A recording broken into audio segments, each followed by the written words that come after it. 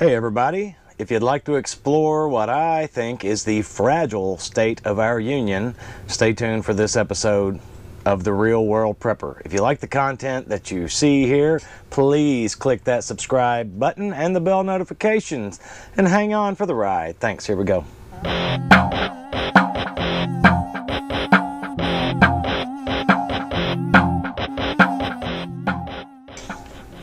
Okay guys, so as many of you know, last night on the 5th of January 2019 was President Trump delivered his State of the Union address. What I'd like to do in this video is go over kind of item by item, not line by line, but item by item, some of the things that he talked about, and I shall opine on them. So, if you like what I have to say, give me some thumbs up and some comments. If you don't like it, thumbs down it, I don't care. Leave nasty comments, that's fine too. Everyone's entitled to opinion, and as you all most likely have heard, everyone has an opinion, and like assholes, we all have them, and they all, some of them stink. Or something, I don't know, you get the idea. So, State of the Union, we're going to start off with the first thing. The first thing, you know, his opening monologue, one thing that stood out to me was President Trump's talking about the unlimited potential of the United States and of Americans. Unlimited potential. Let's see, and then I'm going to kind of buzz through some of this stuff, okay? I'm assuming you guys have watched it. If you hadn't, I encourage you to go watch it. It's about 1 hour and 30 minutes. You know, watch it. You might could catch highlight reels if somebody, you know, but be careful for those because, you know, people of bias will have picked out this, that, and the other. I'm going by, I didn't notate every single thing that he said, but I was hitting points. I tried to include a little bit of everything that went on and some additional commentary on some of the ones that I'm more affected by or have an opinion on, that kind of thing. So we're just going to buzz through some of this. So, and forgive me, I'm still dealing with this cold. So here we go. The first thing that stood out to me, the unlimited potential of America and Americans. And he goes on for a minute about that, you know, kind of standard fare. There's a lot of pomp and circumstance in these State of the Union addresses and any kind of public address by a politician, as you guys probably know. Then he wheeled out the World War II heroes. I salute these guys. I really do. I mean, you know, and again, all this, you know, with pomp and circumstance, the kind of fuzzy, warm feelings and everything. This is all part of the show. And then, of course, they carted out crazy Buzz Aldrin, and that man is crazy. Look him up on YouTube. Look at anything, Apollo mission, moon landings, Buzz Aldrin, crazy, da-da-da-da. Pick your search titles and just find out how crazy Buzz Aldrin is and how crazy some of the things, information about the Apollo moon missions, you know, again, yeah, I've said in other videos, or at least I've implied in other videos perhaps that I might have an opinion on that. If you guys want a video on that, let me know. Again, with my channel, we're about entertaining, educating, informing on prepping, world events, politics, etc., etc. So this video certainly falls into that line.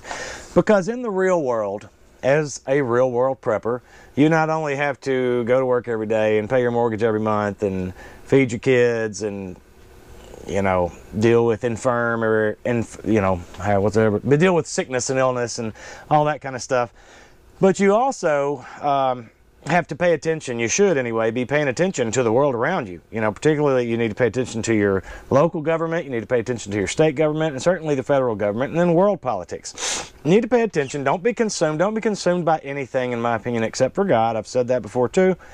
But you need to be aware of all this stuff. So this is why some of this is important. All right. Trump goes on to talk about the extraordinary promise of our American future. Again, that kind of touches on unlimited potential.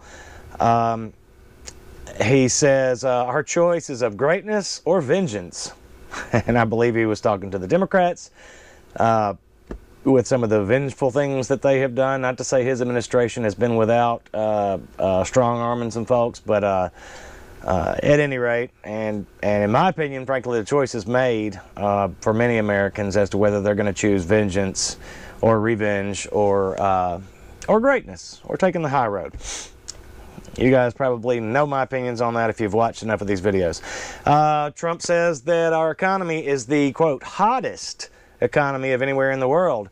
I would at least add that, keep in mind, guys, it is a fiat currency which our economy is boosted up on. It's not boosted up on tangible, real things. It's boosted up by the Federal Reserve Bank.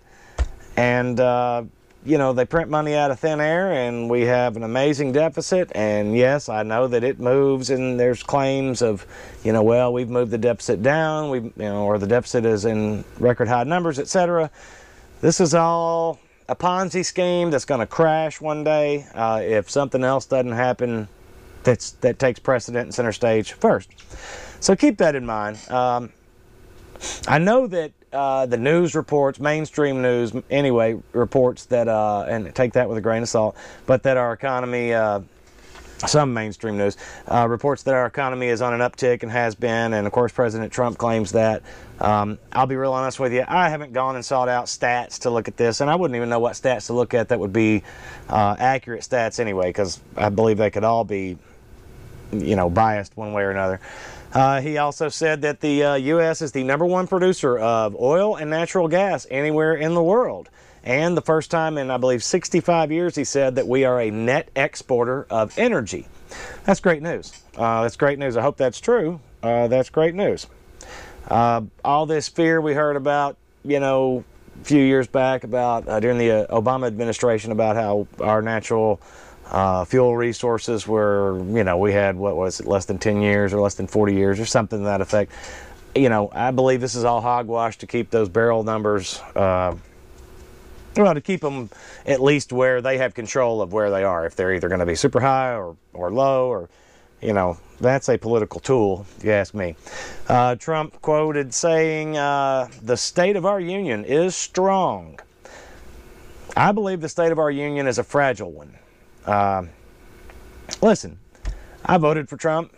I'm glad he's in office, certainly over Hillary Clinton. I'm not a super big Trump fan.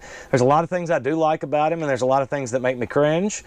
But ultimately, I believe that for all of his, you know, if he does indeed have truly good intentions, you know, and he means well and his heart's in the right place, and a big part of me wants to believe that.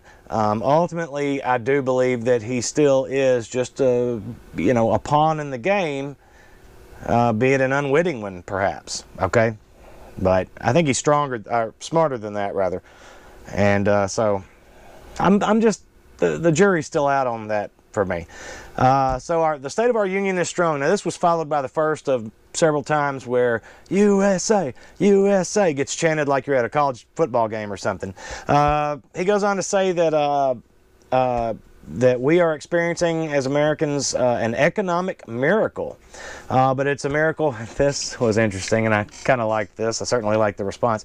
He said, but this economic miracle is not going to be continued. Our economy is going to suffer, he said, by continued war, never-ending wars, politics, and ridiculous partisan investigations. Now, if you guys watched it and saw this, and, you know, if you guys are Trump supporters and you know, people who lean more towards the right, you loved it. Especially you loved the responses you saw from, what is it, Ocasio-Cortez and all the ladies in white behind her, which I believe, by the way, if you're wondering about that, and they may have said it and I missed that if they did, but I think what I was looking at there, and correct me if I'm wrong if anybody knows, but I think all those ladies in white behind Cortez were, I believe they were supposed to represent all the women in Congress, which it goes on in another point, and I'll get to that, where Trump mentions that is there's the highest number of women in Congress, you know, ever in our history. So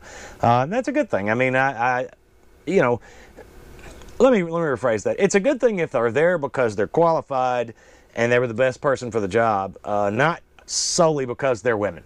I don't believe in you know, people, you know, that's kind of like the affirmative action thing. You know, you got a couple of candidates. This one's way qualified. This one's modestly qualified, but he's black, so he gets the job. You know, I'm not a racist guy. This is not about that. I just don't think that that's a fair way of doing things. I think your deeds and your merits ought to, you know, outshine your race, creed, religion, etc. when it comes to accolades and jobs and achievements and things of that nature. So anyway, so yeah, the economic miracle is not going to be seen with never-ending wars, politics, and ridiculous partisan investigations. And of course, you know, the Senate, he mentioned that the Senate won't act on his nominations, letting them sit there idly, you know.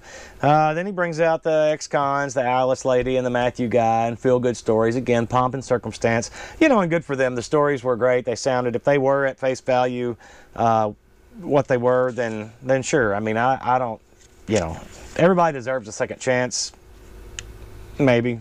You know, certainly those folks seemed like they deserved a second chance based on the story that was told. He then goes on to remind us of the seemingly soon-to-be reinstitution of the shutdown if the Democrats don't do what he wants regarding immigration reform. He made the statement again about a caravan right this very minute is on the way, and this was met with groans in the hall. I'm sure you guys heard that. Not only groans in the hall, but there really weren't any cheering from Republicans either, which was a little disappointing.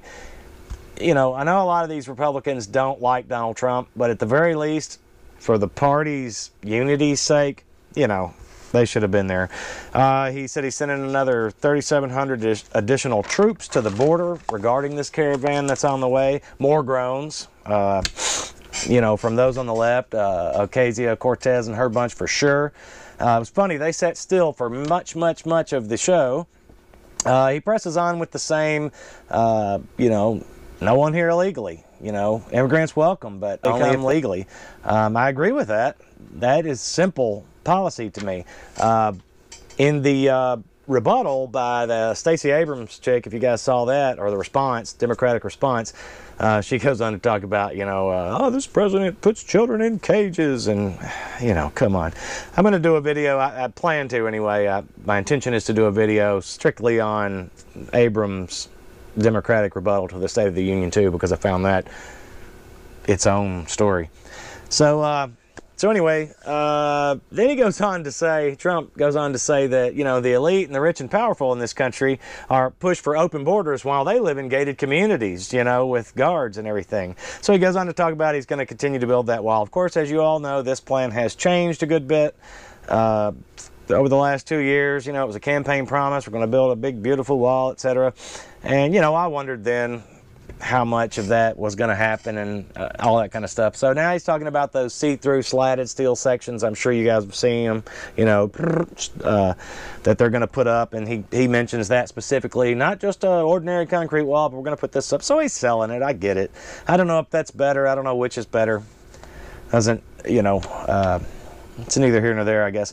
And then he goes on to say that getting with certain border agents and leaders of border security, you know, they've identified certain troubled areas throughout the vast expanse of unwalled areas where they're going to put some of these sections. So it implies to me that there's not going to be a wall from end to end, excuse me, but, you know, rather... put them up in problem areas, and I think that's better than nothing. Certainly a good idea. And then he says, simply put, walls work and walls save lives. So then, of course, this is where we sort of acknowledge the women in white behind Ocasio-Cortez. When he goes on to talk about the accolades of women, these ladies all stand up and cheer and carry on. And Trump grins like he does. You know, he looks over and he goes, you weren't supposed to do that. You know, because meanwhile, if you'd been watching, there'd be certain things that would be said, and you could see these ladies almost looking around to one another and ultimately leaning toward Cortez, almost as if to say, do we clap here? Do we stand here? Or do we still sit glum-faced? You know, and it was almost like she was giving instructions, you know, at times, like, no, let's stand here and clap here, and or no, we're stone facing it, you know. So interesting. So they all stood up and cheered. Trump said you weren't supposed to do that, and then they all start to, you know, the applause dies down. They start to sit down. He says, "Don't sit down yet. You're gonna like this." Then he goes on to talk about more women in Congress than ever before. Of course, met with roars of applause, and everybody chants USA again. Everybody in the whole house, yay! Okay, because, you know, I talk about community, and I talk about coming together and finding common ground as best as you can, because ultimately, after the shit hits the fan, these same people are going to, many of them are going to be around. You're going to have to deal with them, you know, and many of them are going to be coming for what you've got if they don't have anything. So the better our community can be now, even with all the differences, the better we're all going to be in the long run, in my opinion. So you know, for what it's worth, there was that. Okay, then he talks about, you know, the theft of the USA is over regarding China. He's putting tariffs on Chinese goods. He's also got a new trade deal in the works with China. He's talking about the, you know, bringing jobs back to the USA. He's happy to see things stamped on products that say made in the USA. He mentions also, and I don't have this in my notes, but I'm trying to think, something about and you guys might know what this is more specifically, but something about you know, if a country puts a tariff on a good that they sell us, then we're going to put the exact same equal tariff, you know, back on them to something that they buy from us. You know, good on that. You know, let's not take advantage of one another here. Or if we do, let's both get a piece of the pie. Infrastructure investments and lowering health care and drug costs. Talks about where we want to defeat AIDS. A bunch of big broad brush stroke statements here. Defeat AIDS, childhood cancer efforts. I'm all for all that stuff. I've got my own opinions based largely on nothing about the cancer industry anyway. That's for another video, maybe, if you guys want to hear about it. But paid family leave for, you know, paternal and maternal people, I suppose, is what he meant by that. He didn't say specifically, but I think he meant for the whole family, you know, trying to make it like where it's a, I guess, a law for paid. That would be good, you know. I asked my wife if we could make that, if he was going to make that proactive. That'd be great, right? Then he goes on, I'm glad he brought this up. Then he goes on to talk about what happened in New York and in Virginia with these laws, right? New York specifically. And he said, and I don't have a quote, I couldn't write fast enough, and I was interested in seeing what was going on too. But he says, essentially, that lawmakers in New York cheered for the law that allows children to be born and then murdered. And then he mentions the Virginia law, or that governor, and, you know, his choice to murder a baby outside the womb and all this kind of stuff, and which is repugnant, which is disgusting, which is vile and evil, and you guys know it. Vile and evil, and you guys know it. Everybody watching knows it. Regardless of what side of the fence you're on, you know it. Even if you're a supporter of that, you know it. If a damn baby is born, a viable baby, and then somebody has the choice, the mother has the choice to choose to let that baby live or to die, that's disgusting. So, of course, met with cheers from the Republican. Ocasio-Cortez and her gang were obviously pissed and kept their stone face. It, of course, panned over to Schumer, and that evil son of a gun was sitting there just, I don't know if you guys saw that, you know, kind of that smirky, like, I see what you did there. It's sickeningly evil. Anyway, that guy. He goes on to talk about national security. We're going to protect American security. He's spending, he spent $700 billion in 2018 on military defense. Raised the spending amount. Got $716 billion allotted for 2019. You know, maybe somewhere that we can see what the allotments are for. I don't know. He goes on to say that the NATO allies, you know, who he gave a hard time to for not basically pitching in financially, says that they have stepped up to the tune of $100 billion in defense spending over the last couple of years. You know, that's a drop in the bucket compared to what America has put into their own defense. Of course, that is NATO setup. He talks about the nuclear treaty with Russia, the INF treaty, withdrawing from that, which you guys know. I know you've seen that in the news. Says that Russia's been cheating the whole time. We really have no choice. Perhaps we can agree with Russia or China, and perhaps we can't. This is a semi-quote that he said. It's not quite a quote, but he did say this. Perhaps we can agree come to an agreement with Russia and or China, but perhaps we can't. But either way, we will outspend them in defense. Okay, so he's making a bold claim there that we're going to make sure that America is safe, put America first, and I'm down. I am totally down. He's planning on meeting with Kim Jong-un again in late February. He mentions that. They're going to meet in Vietnam, and he goes on to say that had he not been elected president, he believes that we would likely be in a conflict with North Korea at this point. That remains to be seen, neither here nor there, I suppose. And he says, you know, we're being pushed to accept socialism in the U.S. And he's looking over at all the Democratic side of the room. You know, we're being pushed to accept socialism in the U.S. And he goes on to say, you know, we're born free and we're going to stay free. You know, Ocasio-Cortez, for example, I use that. She's real big in the news. You guys know who this gal is. 29 years old. Was it senator or I don't know which it is, but in New York, a representative, you know, and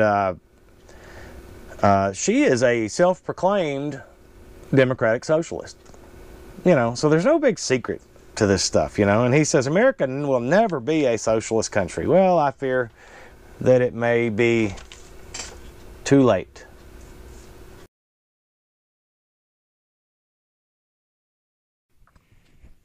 So it may be too late. Now, there's a little pause in there. If you'll notice, it's nighttime now. We're just a second ago, it was daytime, and I've got a microphone, earbuds in here. As I was editing this video, that last segment that I recorded, you know, a couple hours ago, whenever it was, there was a buzzing in my microphone. Tried many different things. Anyway, etc. So I got a problem. So we switched gears. Here we go. So if the groove of this last segment is not on par with what you've been seeing, I apologize on the first hand. What I mean by maybe too late for all the calls of unity and all, and you know, and America's great and we're never going to be a socialist country. I believe that we're too late. I believe that Donald Trump's administration represents the last of what might possibly be construed as a true conservative platform, although that could be debated. But as far away as from true conservatism as the administration may be, I believe it's the closest we're going to get, and the last time we'll have the chance to do it. Trump then goes on to talk about he touches on some Christian things in my mind. True capital of Israel, or true capital of Jerusalem, rather, is Israel, and putting the embassy there. He talks about the Middle East wars that we've been in. Of course, we've been in Middle Eastern affairs for years and years and years, but he's talking specifically about the last 19 years, which would be what, from the Gulf War, I guess, on 7,000 roughly U.S. troops have died in Middle Eastern affairs in the last 2 decades, and 5,000 plus, you know, seriously injured. You know, think wounded warriors and that kind of thing. And he makes the quote, "Great nations do not fight endless wars." I agree. We should not be fighting endless wars. We should not be fighting wars that are not our wars to fight, frankly, and endless ones for sure. He talks about time for peace in the Middle East. He says the other side wants that too. And I don't know where that claim comes from, because as far as I've seen, most what is it, the Quran reading, Islam, you know, true believers believe death to America, you know, death to the infidel, to the West. I mean, that's us, guys, you know. And Trump then even goes on to talk about withdrawing from the Iran nuke deal, talking about we can't take our eyes off Iran, and we can't, guys. We can't take our eyes off of Iran. We can't take our eyes off of any of those guys over in the Middle East. You know, the death to America, the anti-Semitism that they believe, and all that stuff. So it's funny, you know, time for peace, and I believe the other side wants that too. Maybe he means the other side being the Democrats versus Republicans. I don't know. It just, you know, that's a never-ending saga. That's going to be part of the end, the bigger end. And you guys may or may not know that, but know that. And then, of course, we see crazy Buzz Aldrin again. Crazy Buzz Aldrin. God, that dude. Anyway, then he goes on to talk about D-Day vets. Trump does what they did represents not only liberation of people, but the amazing abilities and achievements of Americans everywhere, and our power, our prowess, our what is it? Our influence over people. Shrinking as it ever may be, it's still a very powerful voice, that one, of Americans to the world. I like what Trump has to say overall. I do. I hope it all works out the way you know, the daisies and everything that he was tossing out to everybody, or to some, to us anyway, on the right-handed side of things. But it's probably not going to happen that way. It's more than likely too late, and you guys know that. That's why we prep.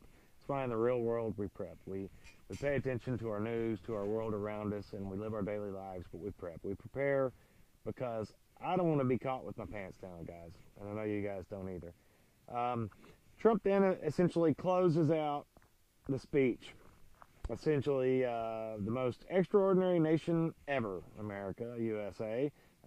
Congress, please look ahead for some of our biggest wins. Make a choice, guys. Make choices that can be achieved with our differences. Let's not squander our inheritance. Let's do incredible things. Let's do impossible things. Let's conquer the unknown. Let's heal the bonds of love. Let's love our neighbors. Let's all embrace our patriots and patriotism. When did nationalism become a bad word, by the way? Choose greatness, one nation under God. Let's be a light to all nations, and God bless America, as they all end.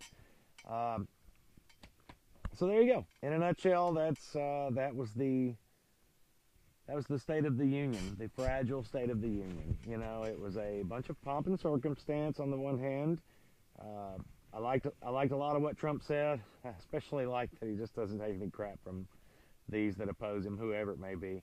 But I don't think that the answer is going to be found in Trump or his administration or any before that. I think the answer can only be found in God, and that's where we are, guys. That's where we are. It's us and God right now. It's judgment, you know, and God's mercy. That's it. So I guess that's all I got. Thanks for watching till the end if you did, and please like, share, and subscribe. Like, share, and subscribe. I appreciate it. Thanks to all my new subscribers. We'll catch you next time on The Real World Prepper. Thank you. Bye.